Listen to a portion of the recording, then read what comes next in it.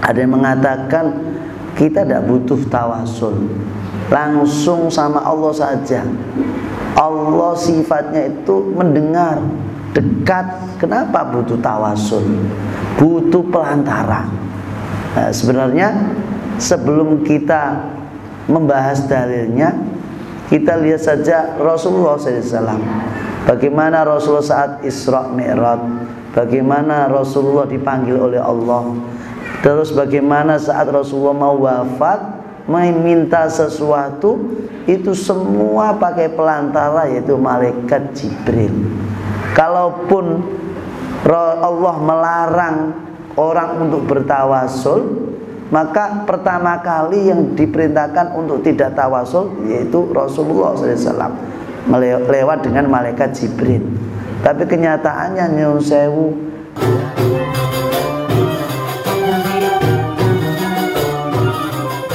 Bismillahirrahmanirrahim.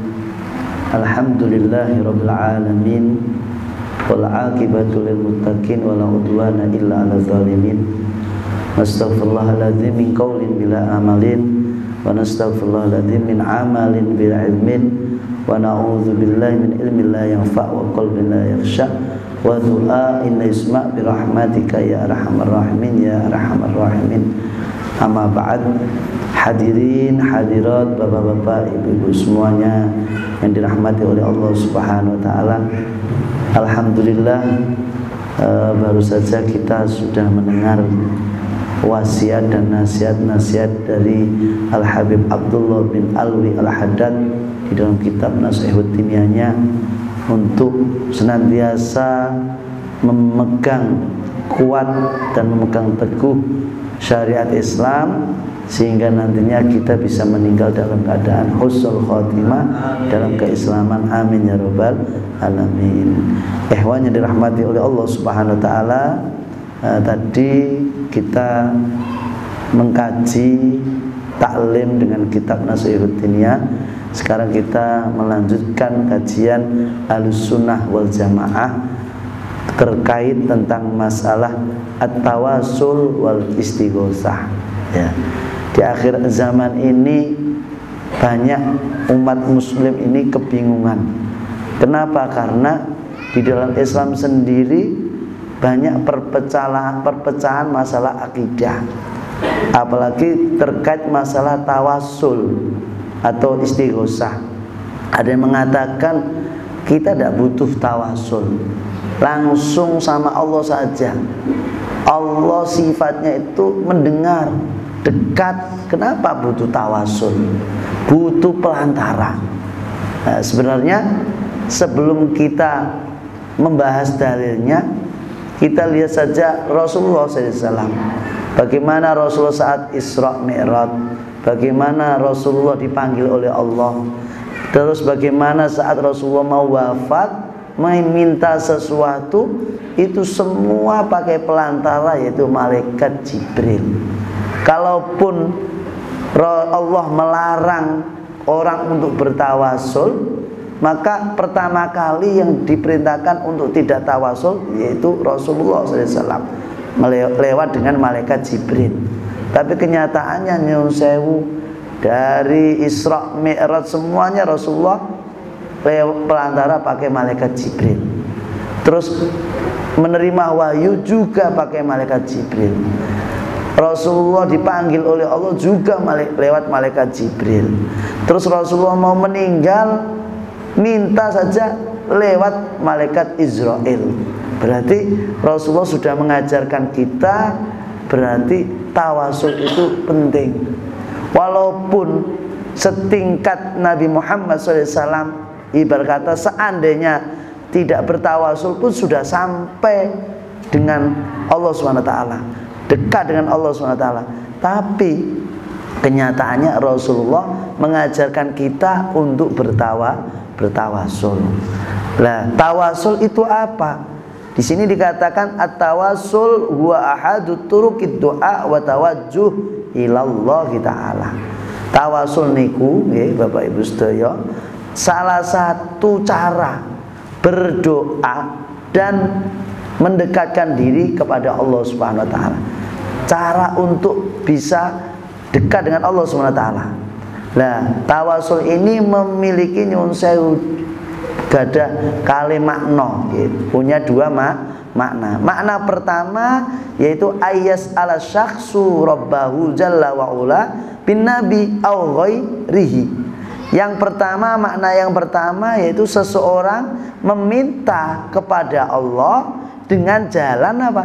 Dengan mendekatkan diri kepada Rasulullah lewat sholawat, lewat hadirnya kita membaca sholawat Nabi, sirah-sirah, sejarah ringkas Nabi Muhammad, atau lewat selain Nabi Muhammad, yaitu para ulama, para aulia, para solihin. Nah, itu makna yang pertama. Makna yang kedua, ayas ala syakhsun nabiyya sallallahu alaihi wasallam au ghairahu liyada'ullaha ta'ala. Yang kedua, seseorang minta kepada Rasulullah atau selain Rasulullah, mungkin ulama yang hidup atau tawasul lewat ulama yang meninggal, supaya apa? Supaya Rasulullah ataupun ulama mendoakan kita, mendoakan, memintakan kepada Allah, karena mereka kalau berdoa lebih mujarab, lebih mustajab daripada kula panjenengan. Makanya biasanya kita datang ke para ulama, para habaib, para kiai, bib, minta doanya, bib. Nah, minta nopo? Supaya dikasih keturunan. Awake dhewe iso ndonga, tapi kenapa kok mintai sama habaib, mintai sama para ulama, para kiai? Karena mereka lebih bersih hatinya. Ibarat kata doanya lebih cepat. Ibaratnya apa? Wifi-ne itu langsung wis. Ya, nah awake dhewe kan internete rame cuma 2 giga. Nah para ulama yang rame kan mungkin di atas 10 giga, makanya wis cepet. Nah berarti awake dhewe butuh mereka, butuh para ulama. Nah itu makna wasilah. Lah wasilah, istighosa, tasyafa' minta syafaat itu sebenarnya artinya tujuannya sama. Beda kalimat, beda lafaz, tapi nyun sewu artinya sami mawon. Ulama mengatakan la farqa, tidak ada perbedaan antara tawasul dengan tasyafu atau istighosa atau tawajjuh. Semuanya itu awil ila syai' wahid. Semua itu takwilannya cuma satu, yaitu ja'lu wasithah bainaka wa bainallah. Ya, berarti maknanya cuma satu, yaitu pelantara antara dirimu dengan Allah Subhanahu wa taala. Nak bahasane orang ketiga. Ya, nak orang ketiga ini kan kalau orang soleh berarti kan kita dapat manfaat. Nah, dalilnya diperbolehkan tawasul niku napa? Terutama teng Ahlussunnah wal Jamaah kebanyakan kan tawasul wasilah ila hadratin Nabi Muhammad SAW sampai kathah niku ya. Terus datang ke makam ulama, terus kadang datang ke makam Rasulullah berdoa. Itu dalilnya apa? Panjenengan bisa buka di surah Al-Maidah ayat 35. Ya ayyuhalladzina amanu taqullaha wabtaghu ilaihil wasilah. Wabtaghu, carilah al-wasilah, berarti pelantara. Setingkat Nabi Muhammad saja yang sudah derajatnya paling tinggi dan tidak ada derajat setelahnya dan sebelumnya, itu saja Rasulullah mengajarkan kita berwasilah. Apalagi kula panjenengan sing nyuwun sewu mboten gadah derajat sing kados si Kanjeng Nabi. Derajate para ulama mungkin kula panjenengan di bawahe. Ngono kok kadang nyuwun sewu memperdebatkan wasilah. Ibarat kata Kanjeng Nabi juga wis ngajarke napa teng hadis sahih niku Rasul mengatakan man kharaja min baitihi ila sholati fi riwayat akhar ilal masjid faqala Allahumma inni as'aluka bihaqqi sa'ilina alaik wa bihaqqi mamshana hadza ilaik fa inni lam akhrud asyara wala badara wala riya wala sum'a ila akhir ayat ila akhir hadis, itu sudah menunjukkan Kanjeng Nabi ngajari kula panjenengan iki wasilah. Nggih, Kanjeng Nabi lho nggih. Niku wae ngajari kula panjenengan wasilah apa meneh awake dhewe. Makane nek di akhir zaman iki nyuwun sewu Bapak Ibu, kok ana wong ngandhake wasilah ora penting, wasilah iku ora apik, bid'ah. Dia terus mengatakan ora usah wasilah, langsung nyambung ke Allah SWT. Kaya wong iku ora sopan kali Kanjeng Nabi, seolah-olah derajate wong iku paling tinggi, lebih tinggi daripada Rasulullah. Padahal Rasulullah ngajari kula panjenengan wasilah. Napa niki dalile? Sapa wonge man kharaja, sinten sing keluar dari rumah menuju salat, menuju masjid, napa Allahumma inni as'aluka, ya Allah kula nyuwun kali panjenengan bihaqi sailinya, dengan haknya orang-orang yang minta. Bini bak, yaitu meminta, ta'awun, muawana, minta tolong dalam arti wasilah. Ya Allah aku minta kepadamu lewat apa? Hak-hake wong sing minta kali panjenengan, lan hak-hake wong sing jalan menuju jalan panjenengan. Niki berarti nunjuke Rasulullah niku ngajari napa tawasul. Berarti tawasul niku mboten bid'ah, tetapi sunnah dan dianjurkan. Bahkan kita harus kalau bisa, sebagian ulama mengharuskan tawasul. Kenapa? Kalau kita tawasul menandakan kita ini dhaif, butuh orang lain, butuh makhluk lain, dan merasa kalau kita tawasul merasa masih banyak dosa. Karena apa? Kita masih butuh orang soleh. Nah, di situ salah satu dalil tentang tawasul di dalam ayat Al-Quran tadi, surah Al-Maidah ayat 35, kali hadis sahih yang diriwayatkan dari Sayyidina Abi Sa'id Al-Khudri. Bahkan di hadis lain bahwasanya ada seseorang, waktu itu seseorang itu buta, mendatangi Rasulullah SAW. Terus orang buta itu minta kepada Rasulullah, ya Rasulullah doakan aku supaya mataku sembuh. Kemudian Rasulullah mengatakan apa? In syi'ta da'autu, kalau engkau mau aku doakan. Wa in syi'ta sobarta, kalau engkau ingin sabar aja. Maka itu fahuwa khairul lak, lebih baik bagimu. Terus orang buta itu mengatakan doakan aja ya Rasulullah biar sembuh. Nah, terus Rasulullah menyarankan orang itu untuk berwudu dulu, ya, dengan sempurna sunah-sunahnya. Terus diajari Rasulullah, dan Rasulullah berdoa dengan doa apa? Orang itu diajari Rasulullah untuk berdoa apa? Doa ini, Allahumma inni as'aluka wa atawajjahu ilaika, ya Allah, bi nabiyyika Muhammadin nabiyyir rahmah. Ya Muhammad. Ini kan kalimat tawasul ini. Kalau tidak butuh wasilah ya langsung, ya Allah, ya Allah aku minta kepadamu sembuhkan mataku. Tapi apa? Ya Allah aku minta kepadamu lewat apa? Lewat nabiyyika, lewat wasilah kepada Nabi Muhammad. Bahkan orang buta itu mengatakan, wahai Muhammad, inni atawajjahu bi, wahai Muhammad, aku menghadap engkau, tujuanku menghadap engkau, aku bisa dekat dengan Allah SWT, dan Allah mengabulkan doa-doaku. Oh ini loh. Berarti dekatnya kita wasilah kepada ulama, wasilah kepada orang soleh, wasilah kepada Nabi khususnya, itu bukan berarti kita menuhankan beliau-beliau ini, tetapi kita merasa banyak dosa, merasa jauh dari Allah, maka di situ kita butuh wasilah, orang ketiga yang bisa mendekatkan kita kepada Allah.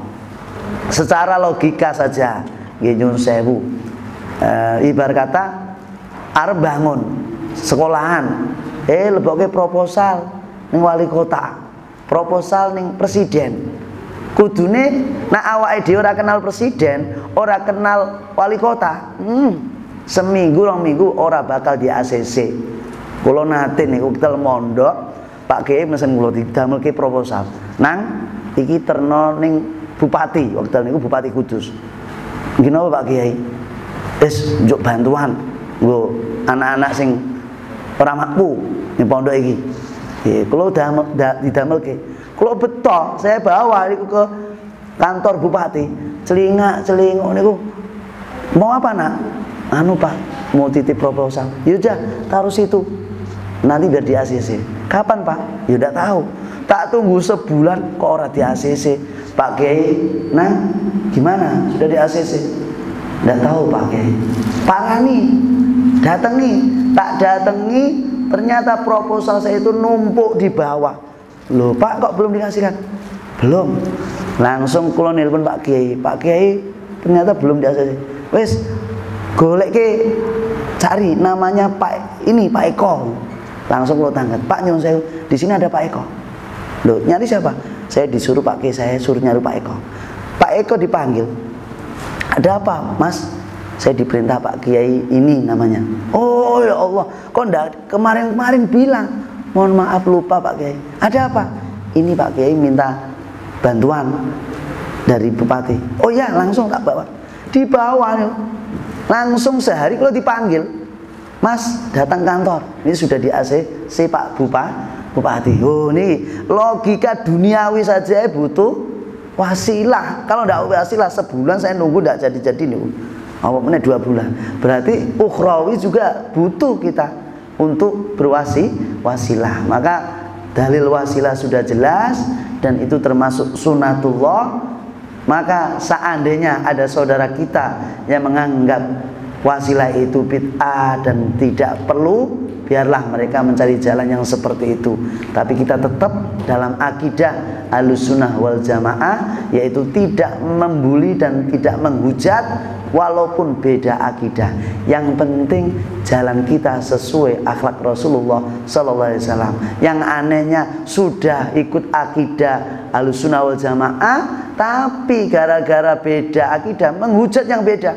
Kau ini wah, sudah ada dalil itu, bahkan mungkin dihujat. Hai, ini dalam Ahlussunnah wal Jamaah salah di sini.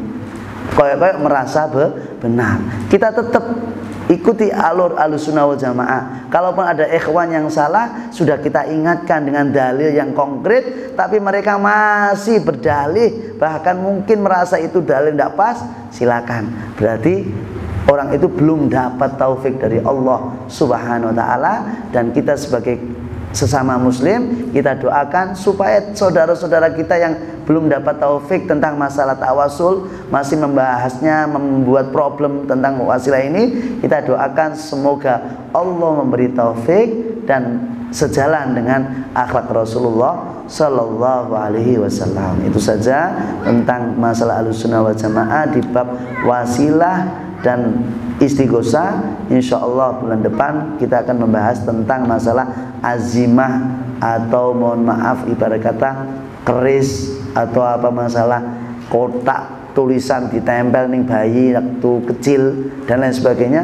Insyaallah bulan depan. Maka mohon Bapak Ibu tetap istiqomah hadir bersama kami di Majelis Al-Inabah dan kerjasama dengan Masjid Al-Maghfirah NKRI Hargamati. Wallahu a'lam bishawab. Wa sallallahu ala sayyidina Muhammadin wa ala alihi washabihi wasallam. Wal afu minkum. Wassalamualaikum warahmatullahi wabarakatuh.